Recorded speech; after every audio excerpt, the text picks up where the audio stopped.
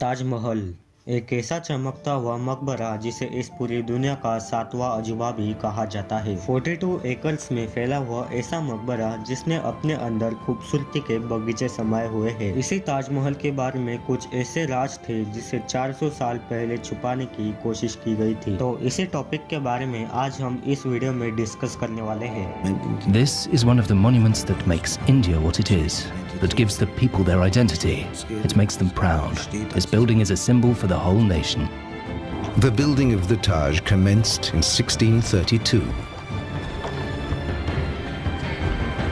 An army of elephants began dragging construction materials to the Mughal capital.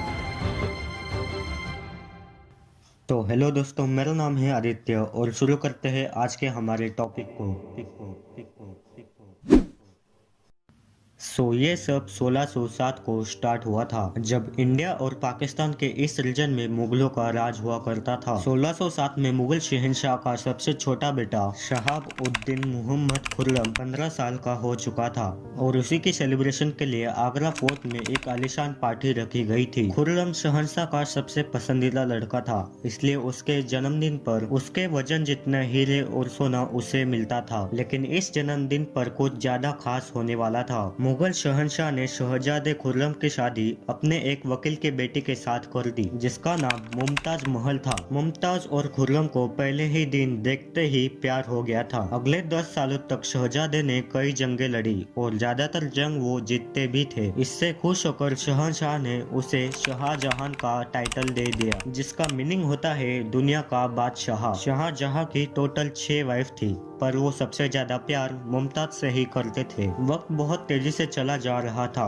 और 4 साल बाद मतलब 1621 में मुगल शहंशाह चल बसे। शाहजहां जो मुगल एम्पायर में पहले ही फेमस थे, उन्होंने 1628 में मतलब मुगल शहंशाह के मौत के 7 साल बाद उन्होंने शहंशाह की गद्दी संभाली। ये वो पीरियड था जब मुगल एम्पायर उसके पीक पर था, मतलब पूरे इंडिया पाकिस्तान के साथ साथ अफगानिस्तान के कई हिस्सों में मुगलों का राज हुआ करता था। गद्दी संभाले एक ही साल हो चुका था कि मुगलों को फिर से दुश्मनों का सामना करना पड़ा। अगले 2 साल ये जंग चलती रही और शाहजहां को फिर से एक कामयाबी मिली। लेकिन शाहजहां इस कामयाबी को सेलिब्रेट करते तभी उन्हें एक बहुत बुरी खबर मिली। मुमताज महल जो कि शाहजहां के 14वें बच्चे को जन्म दे रही थी, तभी उनकी हालत बहुत खराब हो गई और 17 जून 1631 में वो इस दुनिया से चल बसी। जैसे ही शाहजहां ने ये खबर सुनी, शाहजहां बहुत डिप्रेस हो गए। अगले 8 दिनों तक शाहजहां ने कुछ नहीं खाया। मुमताज महल की एक आखिरी इच्छा थी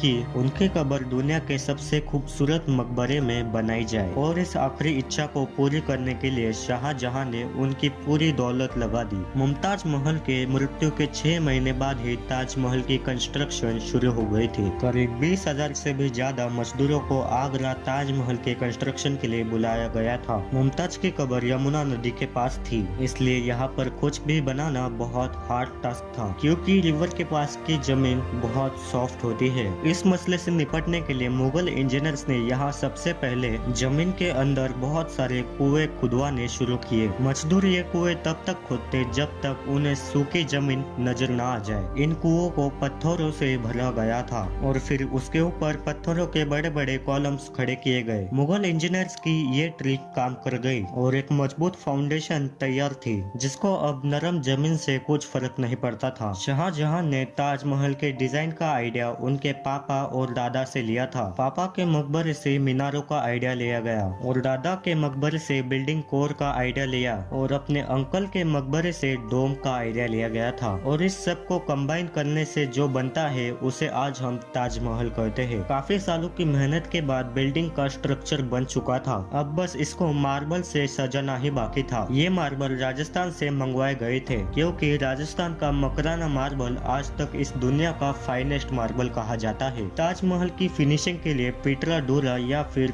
पार्चिन कारी से डेकोरेट करना था। पीटरा डूरा मतलब कुछ वैल्यूएबल स्टोन्स को मार्बल के अंदर ग्लू की मदद से लगाया जाता है और इसी तरह से ताजमहल का कंस्ट्रक्शन पूरा हुआ था।